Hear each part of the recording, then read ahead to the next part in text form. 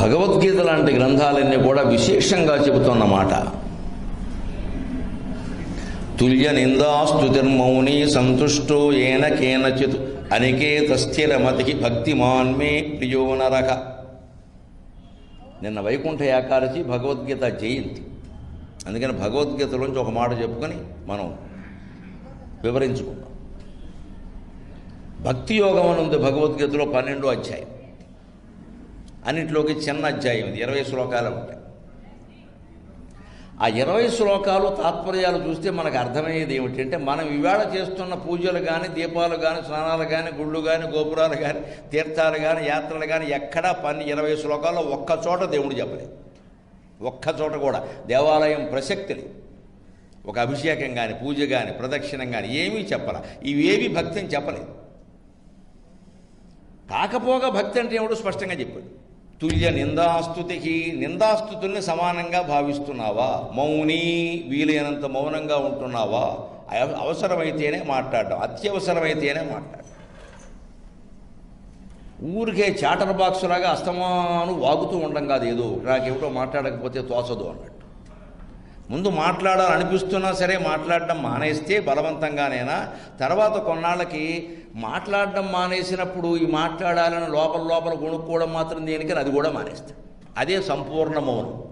అందుకే రమణ మహర్షిని మౌనం అంటే ఏమిటంటే ఆయన చిత్రమైన నిర్వచనం చెప్పారు. మన ఎవరన్నా అడిగితే మామూలుగా మాట్లాడకుండా ఉండడం మౌనం అంటాడు. ఆయన అలా మాట్లాడాలని అనిపించకపోవడం మౌనం అన్నాడు ఆయన. అనిపిస్తుంది అంటే మౌనంగా లేం, మనం లోపల కొనుక్కుతున్నాం. ఇంకెక్కడ మౌనం అది? అంతకంటే బయటికి మాట్లాడడమే మంచిది, వదిలిపోతుంది. లోపల కొనుక్కుంటూనే మనం స్నానం చేస్తున్నా సరే, పడుకున్నా సరే నడిచిపోతుంది అక్కడ మొత్తం. రాద్ధాంతం ఎవరితోనో యుద్ధం బ్రహ్మాండంగా. ఆ పాత్ర మనమే, ఈ పాత్ర మనమే. వాడు తిట్టేస్తున్నాడు, మనము తిట్టేస్తున్నాం, 2 తిట్లు మనమే. స్క్రీన్ ప్లే, దర్శకత్వం అన్నీ మనమే. ఇది మన అందరం చేస్తున్న పనండి. ఇది మౌనం కాదు, ఇది సంఘర్షణ, అంతర్ఘర్షణ. దీనికి స్వస్తి పలికితే మౌనం. తుల్య నిందాస్తుతిర్మౌని సంతుష్టో ఏన కేనచిత్. ఈ ఆలోచనలు ఆగిపోవాలి అంటే దేని గురించి ఆలోచిస్తామంటే సహజంగా ఉన్నదేదో చాలక, లేకపోతే ఎందుకు ఆలోచిస్తాం, లేదా ఇంకేదో కావాలని, ఏదో కావాలనే ఆశ కానీ, లేదా ఉన్నదాని పట్ల అసంతృప్తి కానీ ఉంటేనే కదా మనం ఆలోచించేది. లేకపోతే ఉన్నదాంతో సంతృప్తిగా ఉన్నా ఏం ఆలోచిస్తావు? ఏదో కావాలని ఆశ కూడా లేదు, ఇంకేం ఆలోచిస్తావు? అయిపోయింది ఆలోచన. అంతే. సంతుష్టో ఏన కేనచిత్, ఉన్నదాంతో సంతృప్తిగా ఉండు. మనకు అవసరమైనది ఏదో మనకుంటే చాలు అనుకోగలిగితే ఆనందంగా ఉండగలుగుతాం. మనకి ఇవాళ అవసరాల కంటే ఆశలు కూడా కాదండి, నన్ను మన్నించుడు కాక దురాశలు ఎక్కువ. ఆశలు కూడా కాదు, దురాశ. 7వ తరగతి వాడికి ఫోను అంటే దురాశ కాదు, 10వ తరగతి వాడికి బండి అంటే దురాశ కాదు. వాడికి ఏం అవసరం అది? వాడు బండి ఎలా నడుపుతాడు? అసలు వాడికి వయస్సు ఉందా, జ్ఞానం ఉందా, అనుభవం ఉందా? ఎలా నడుపుతాడు? ఇదే దురాశ. ఎందుకంటే వాడిని చూసి వీరిని చూసి వారు. పెళ్ళైన తర్వాత కూడా సంపాదన ఉన్నా కూడా ₹1,00,000 జీతం నెలకు ఉన్న వాళ్ళు కూడా సంతృప్తిగా ఉండరు. ₹1,00,000 ఈ రోజుల్లో ఒక జీతమా? ఎంత ఉంటే సరిపోతుందమ్మా? కోటి సరిపోతాయా? కోటి. వెంటనే కామెంట్ అండి, ₹1,00,000 ఈ రోజుల్లో ఒక జీతమా? ఎవడన్నా పెళ్లి కొడుకుంటే వాడికి ₹1,00,000 అని చెబితే వెంటనే పెళ్లి కూతురు తల్లి వ్యాఖ్యానం ఏమిటంటే 1,00,000 ఈ రోజుల్లో ఒక జీతమా? ఇవిడు మొగుడు ఎవడో పరమ దురదృష్టవంతుడు. నిజంగా 1,00,000 సరిపోతుంది ఇవిడికి పిల్లనివ్వడానికి. అంటే ఓ 3 లక్షలు ఉండాలి నెలకి. ఇంకా అమ్మాయి ఎక్కడ అసలు మంచం నుంచి దిగదు, ఇంకా రోగిష్టిలో కూర్చుంటుంది అనమాట. అలా చూడాలి అల్లుడు. వాడు చేసుకోవాలి అవసరమైతే. ఆ దోశలు వాడే వేసుకోవాలి, ఆ ఇడ్లీ వాడే వేసుకోవాలి, అమ్మాయికి నోట్లో పెట్టి తినిపించాలి. అలాంటి అల్లుడు దొరికితే పిల్లనిస్తామా? ఆ మాటలు పిల్లల దగ్గర మాట్లాడుతున్నాం. వాళ్ళు కాపురం ఎందుకు చేస్తారండి? ఇదివరకు సంప్రదాయబద్ధంగా పెంచామండి, పని నేర్పామండి అని చెప్పేవాళ్ళు ఖచ్చితంగా. కట్టుకున్నాక కాచిపోయాక తప్పుతుందా? ఆ సామెతలు ఉండేవి. ఇప్పుడు అలాగే మా అమ్మాయికి ఏం తెలియదండి, మేము చాలా గారాభంగా పెంచామంటే మీరు కూడా అలాగే పెంచండి, చచ్చినట్టు అనుభవించండి. ఓ 25 ఏళ్ళు మేము పడ్డాం, 75 ఏళ్ళు మీరు పడండి. ఇంకా వాడు బతుకు ఏమైపోయినట్టు? ఇందుకోసం వాడు చేసుకునేది. ఈ ఆలోచనలోనే మార్పు రావాలి. ₹1,00,000 కూడా ఎందుకు? దేనికి అసలు? ఇంత హైదరాబాద్లో ఎంత ధరలు పెరిగినా 50,000 40,000తో గడపచ్చు. మేము గడుపుతున్నామండి, మేము గడిపే చెబుతున్నాం, మాకేం మొహమాటం లేదు, సరిపోతాయి. నేను ప్రవచనాలు మానేస్తానని నిర్ణయం తీసుకునే ముందు మా ఆవిడని అడిగాను, మనకు వచ్చే ఆదాయం టీవీతో వస్తుంది, ఏదో సరిపోతుందా? ఎక్కువ అంది. నేను అదృష్టవంతుడు, ఎక్కువ అంది. మీరు మానేస్తే దాని గురించి ఆలోచన అక్కర్లేదు, ఉన్నదాంతో సరిపెట్టే పూచి నాదేది. నేను అదృష్టవంతుడు నిజంగా. ఎందుకంటే నేను మొహమాటం లేకుండా చెప్తున్నాను. ఇప్పటికీ ఆ ఇల్లాలో లెక్క రాస్తుందండి.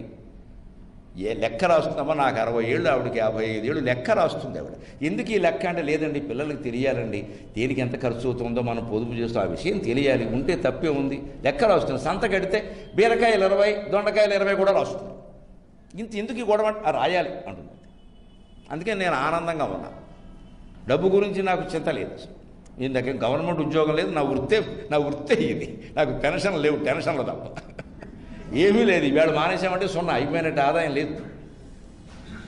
నాకు 75%, 90% ఆదాయం ప్రవచనాల మీద వస్తుంది. అది వదిలేసుకుందుకు సిద్ధంగా ఉన్నాను. నేను అడిగింది ఆ ఇళ్ళని, ఆ పిల్లలు ఉన్నారు, అడిగాను మీరు ఎప్పటికే ఎక్కువ సంపాదించారు, ఆ విషయంలోనే నేను అదృష్టవంతుండే. అక్కర్లేదు నాన్నగారు మానేయండి మీకు కావాలంటే అన్నాడు. సంతృప్తి ఉండబట్టే మానేయగలుగుతున్నాం. కానీ 4 రాళ్ళు ఉన్నప్పుడే వెనకేసుకోవాలంటే ఇంకేం చేయలేము. ఇంకా వెనకేసుకుంటున్నారు. ఇప్పుడు అందరూ 4 రాళ్ళు వెనకేసుకోవట్లా, గాలి బ్లాడర్లో వేసుకుంటున్నారు. ఇప్పుడు అందరికీ గాల్ బ్లాడర్లో రాళ్ళు 40 ఉన్నాయి. ప్రతివాడికి ఆపరేషన్. గాల్ బ్లాడర్లోంచి రాళ్ళు తీశారు, 4 లక్షలు లాగారు. 4 రాళ్ళతో పాటు 4 లక్షలు లాగారు. ఎందుకు వచ్చే గాల్ బ్లాడర్లో రాళ్ళు? తిన్నాహార పదార్థాల్లో ఉండే చిన్న చిన్న ఇనప కణాలు లాంటివి, ఐరన్ లాంటివి ఉంటాయి, పార్టికల్స్. ఇవి కూరల్లో ఉంటాయి, పచ్చళ్ళలో ఉంటాయి, అన్నింటిలోనూ ఉంటాయి, పేరుకుంటాయి. ఎందుకో తెలుసా? మంచినీళ్ళు తాగం మనం. 2 గంటలకు ఒకసారి ఖచ్చితంగా 2 గ్లాసులు నీళ్లు తాగే అలవాటు ఉన్నవాళ్ళు గాల్ బ్లాడర్లో రాళ్ళు పేరుకు. ఎక్కడా రాళ్ళు పేరుకు వెంటనే నీరు రూపంలో వెళ్ళిపోతూ ఉంటాయి, రకరకాల మార్గాల్లో బయటికి వెళ్ళిపోతాయి. మనం తాకంగా అసలు. ఎందుకంటే నీళ్లు తాగేంత ఆలోచన సమయం ఎక్కడది, అది టెన్షన్. తప్పనిసరి డాక్టర్ గారు సెలైన్ రూపంలో అందిస్తే తాగుతారు, లేకపోతే తాగు. ఆందోళన పెట్టుకున్న వాడికి లోపల లివర్ పనిచేయదు, ఏది పనిచేయదు. ఆందోళన తగ్గించుకుంటే అన్నీ పనిచేస్తాయి. ఎందుకంటే మనస్సులో ఎప్పుడైతే ఆందోళన పెరిగిందో ఆ ఆందోళన 72,000 నాడుల్లోకి పాకేసింది. దాంతో నరాలు బిగుసుకుపోయే సమస్య అది. అప్పుడు ప్రవహించేటువంటి పదార్థం ఉంది అన్నవాహిక ద్వారా, అది ఎక్కడో అక్కడ ఆగిపోతుంది. అప్పుడు ఈ ఇనప పార్టికల్, ఇనప గుళ్ళులా ఉండే సన్న సన్న రేణువులు, ఐరన్ రేణువులు, ఇనప రేణువులు లాంటివి ఉంటాయి, అవి ఒకచోట ఆగిపోతాయి. అవి ఒక 4 పేరుకుంటే అది చిన్న రాయి, 40 పేరుకుంటే పెద్ద రాయి. అంతకంటే ఏముందండి? ఆ మాత్రం సైన్స్ తెలీదా?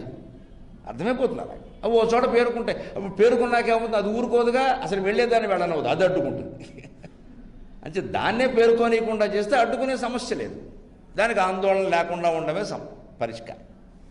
ఆందోళన లేకుండా ఉండాలంటే ఏం చేయాలి? 1,00,000 ఉండని, 50,000 ఉన్నాయి, 20,000 ఉన్నాయి. 20,000లో మనం 2 లేదా 3 ఎలా బతకాలి అని బడ్జెట్ వేసుకోవాలి. కానీ 20,000 ఏమి సరిపోతాయి? 2 లక్షలు సంపాదించాలంటే బల్ల కింద చేయట్టాల్సిందే, ఎవరినెత్తి మీదో చేయట్టాల్సిందే. అక్కడి నుంచి రోజు భయపడుతూ బతకాల్సిందే.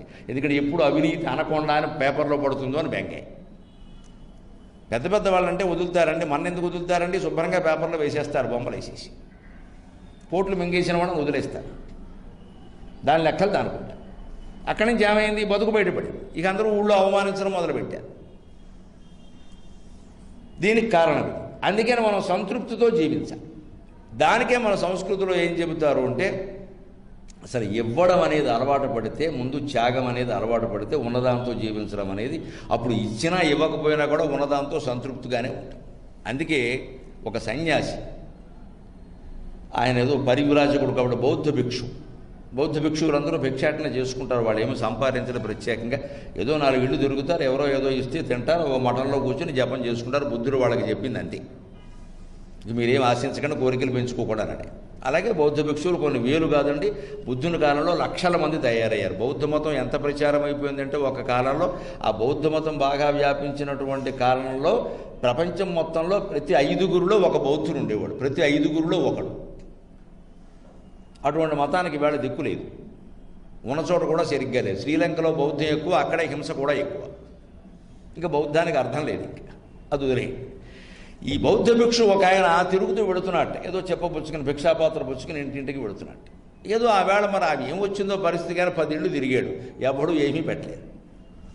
అంతా ఏదో గొడ్డుపోయినట్టుగా అయింది పరిస్థితి. ఆయనకి బాధ వస్తుంది. ఏమిటి వేళ, ఏమైనా ఆయనకి లేని నమ్మకాలన్నీ వచ్చే, దుశ్శకనం చూసామా, ఏమైనా దుర్ముహూర్తం ఉందా, వర్జంలో బయలుదేరావా, ఏమిటి ఏం జరిగింది, ఎవడూ ఒక ముద్ద పెట్టడం లేదు, ఏమిటిది 10 ఇళ్ళు తిరిగాం. అనుకుని ఎంతైనా కాస్త చదువుకున్నవాడు, సంస్కృతం వచ్చినవాడు కాబట్టి, పండితుడు కాబట్టి, భిక్షుకుడైనా సరే పండితుడే కదా, వారి జ్ఞానం వాడుకుంటాడు. అందుకని ఓ శ్లోకం చెప్పేట్టు వెంటనే, ద్వారం ద్వారమటన్ భిక్షుకు యాచతే నచ బోధతే నచ యాచతే. ద్వారం ద్వారమటన్ భిక్షుకు బోధతే నచ యాచతే. అదత్వా మాదృశో మా భూత్, అదత్వా మాదృశో మా భూత్, దత్వా చ త్వాదృశో భవ అంటున్నాడు. ఈ శ్లోకం పాడిన 5 నిమిషాల్లో అతని చెప్పలోకి ఊళ్ళో ఉన్న పదార్థాలన్నీ వచ్చి పడ్డాయి. పొర్లిపోయింది చెప్ప. ఆ శ్లోకం అంత గొప్పది. వాడిని తెలివిగా మాట్లాడాడు. ద్వారం ద్వారమటన్ భిక్షువు, ఇంటింటికి తిరిగి భిక్షాటన చేసుకుంటున్న ఈ భిక్షువు ఎంత తెలివైన వాడో కానీ, బోధతే నచ యాచతే అన్నాడు. ఏదో బోధిస్తున్నట్టుగా ఉన్నాడు అతను, యాచిస్తున్నట్టుగా లేడు అన్నాడు. ఏమిటి బోధిస్తున్నాడయ్యా అంటే, అయ్యా నా మాట వినండి, ఆ తర్వాత మీకు ఇష్టమైతే నాకు ఏదైనా పెట్టండి, లేకపోతే లేదన్నాడు. ఎందుకంటే ఏమన్నట్ట, అదత్వా మాదృశో మా భూత్, దానం చేయకుండా ఉంటే నాకు మళ్ళీ అయిపోతారు, గుర్తు చేసుకోండి అన్నట్ట. ఇంక వేయకుండా ఎవడుంటాడు? అంత తెలివిగా మాట. అదత్వా మాదృశో మా భూత్, నాకు దానం చేయకుండా ఉంటే నా స్థితి మీకు వస్తుంది. దత్వా చ త్వదృశో భవ, నేను అది కోరుకోవడం లేదు. మీరు మీలాగే ఐశ్వర్యవంతుల్లా ఉండాలి అంటే దానం చేసి ఐశ్వర్యవంతులుగా ఉండండి. మొత్తం 5 నిమిషాల్లో మొత్తం నిండిపోయింది చెప్ప. ఇది మాట్లాడే విధానం. తెలివితేటలుంటే ఎలాగైనా బతికించు. దీనికే మనకు తెలుగులో సమత. ఆయనకేమండి పెట్టి పుట్టాడంటారు చూడండి. ఇవి పెట్టడమేమిటి, పుట్టడమేమిటి, ఈ మాట ఏమిటి అసలు? పెట్టి పుట్టాడంటే పూర్వజన్మలో పెట్టి ఇప్పుడు పుట్టాడు. పూర్వజన్మలో మనం ఎవరికైనా దాన ధర్మాలు బాగా చేస్తే ఏదైనా పోతుందేమో కానీ అవి పోవండి ఖచ్చితంగా. ధర్మశాస్త్రం చాలా స్పష్టంగా చెప్పింది. అధ్యాత్మ విద్య ఒకటి, చేసిన దాన ధర్మాలు ఒకటి, ఈ పరోపకారాల రూపంలో చేసిన దాన ధర్మాలు ఒకటి, అధ్యాత్మ విద్య ఒకటి. ఈ 2 డొక్కలకి పట్టేసుకుని ఉంటాయండి, ఎక్కడికి పోవండి. మనం వద్దన్నా ఆ ఫలితం మనకు వస్తుంది. అంత గొప్పది దానంగానే ధర్మం. అధ్యాత్మ విద్య మళ్ళీ ఎంసీఏలు, ఎంబీఏలు, ఎంటెక్లో కాదు, అవన్నీ పోతాయి. మళ్ళీ వచ్చే జన్మ వస్తే మళ్ళీ ఎల్కేజీ, మళ్ళీ టెక్నో స్కూల్, మళ్ళీ నెలకు 50,000 ఖాయం. నేను కింది జన్మలో చదివానంటే ఒప్పుకో. కానీ అధ్యాత్మ విద్య, ఇప్పుడు ఈ ప్రవచనం వినడమో లేదా భగవద్గీత చదవడమో, యోగ వాసిష్టం చదవడమో లాంటి అధ్యాత్మ విద్య ఉందే, అది ఏ కొద్దిగా మనం చదివినప్పటికీ అది అప్పటికప్పుడే మర్చిపోయినా సరే, దాన్ని అశ్రద్ధ చేసినా సరే, మళ్ళీ ఏదో మామూలుగా బతికేసినా సరే, అది లోపల ఉండిపోతుందంటే తర్వాత జన్మలో ఎక్కడో అక్కడ ఆ రేపు ఓసారి పైకొచ్చి ఎక్కడో ప్రవచనం చెబుతుంటే, ఏదో దేవ దర్శనానికి అందరూ పెడుతుంటే అన్నమాచార్య గడ్డిపోసే కొడవలు అక్కడ వారేసి తిరుపతి పరిగెట్టేస్తాడు. ఎందుకంటే ఆ జన్మాంతర స్ఫురణ తన్నేస్తుంది, వాడిని ఎవడు ఆపలేదు. లేదా గడ్డి పోసుకుంటూ ఉన్నాయని వెళ్ళిపోవడం ఏంటండి? అదిగో అల్లదిగో 10,000 శేషులు, 10,000 పడగల వైకుంఠం అంటూ వెళ్ళిపోవడం ఏంటండి? ఆయనకి అది జన్మాంతరమైన స్పృహ, అది తన్నేసింది. అప్పటికి ఇంక ఉండలేకపోయాడు. అంతవరకు ఏదో మామూలుగా పనిచేసుకుంటూ ఉన్నాడు అందరిలాగే. అయినా పాటలు పాడుతున్నాడు. కానీ ఒక్కసారి ఆ తిరుపతి పెడుతున్నవాడు ఎవరో కనపడేసరికి ఇంకా ఆయనకు ఉండబుద్ధి కాదు. అక్కడ పదచంటే పదకవితలు పంట చేయాల పరుగులు పెట్టానని సాగర ఘోష కావ్యంలో రాశారు. కథన కుతూహల రాగము నదులున్ గమకించి పాడే నవరాగమునన్, కథన కుతూహల రాగము నదులున్ గమకించి పాడే నవరాగమునన్, పద కవితలు పంట చేల పదములు అల్లవిగో అవిగో, పద కవితలు పంట చేల పరుగులు పెట్టన్ 10,000 పడగలవిగో, 10,000 పడగలవిగో, పద కవితలు పంట చేల పరుగులు పెట్టెన్ అని సాగర ఘోష కావ్యంలో అన్నమాచార్య కథ రాస్తూ రాశారు. కథన కుతూహల రాగము నదులున్ గమకించి పాడే నవరాగమునన్, 10,000 పడగలవిగో, పద కవితలు పంట చేల పరువులు పెట్టెన్. 10,000 పడగల శిఖరం కనపడగానే అదిగో అల్లదిగో వైకుంఠం అని చెప్పేసి 10,000 పడగలమయము అంటూ వెళ్ళిపోయాడు. ఆయన ఇంక కొడవలేమైంది, పంట ఏమైంది, ఎవరేమంటారు ఆలోచించాలి. అదే జన్మాంతర స్పృహ అంటే. అది అంత బలీయంగా పనిచేస్తుంది. దానికి ఈ జన్మలో మనం అవకాశం ఇచ్చి కృషి చేస్తే వెంటనే ఫలిస్తుంది. ఏదో అలా అనిపిస్తూనే ఉంటుందిలే, అవసరం వచ్చినప్పుడు చూద్దామంటే మళ్ళీ మామూలే, రోటీ కపడా మకాన్. మళ్ళీ ఎప్పటికో వస్తుందో రాదో చెప్పడం, ఈ జన్మ అయిపోవచ్చు. కానీ ఎక్కడికి పోదు, మళ్ళీ వస్తుంది. అందుకని ఇక్కడ ఈ భిక్షువు, మీరు నాకు దానం చేస్తే వచ్చే జన్మలో కూడా మీకు మళ్ళీ మీరు ఉంటారు, లేదా నాకు మళ్ళీ పాపరైపోవడం ఖాయం. నేను ఇదివరకు ఎవరికి పెట్టలేదు కాబట్టి ఇప్పుడు నాకు పుట్టడం లేదు, భిక్షువునయ్యా. మీరేనా చేస్తే మీలా ఉంటారు అనగానే వెంటనే వచ్చి పడ్డాయండి మొత్తం.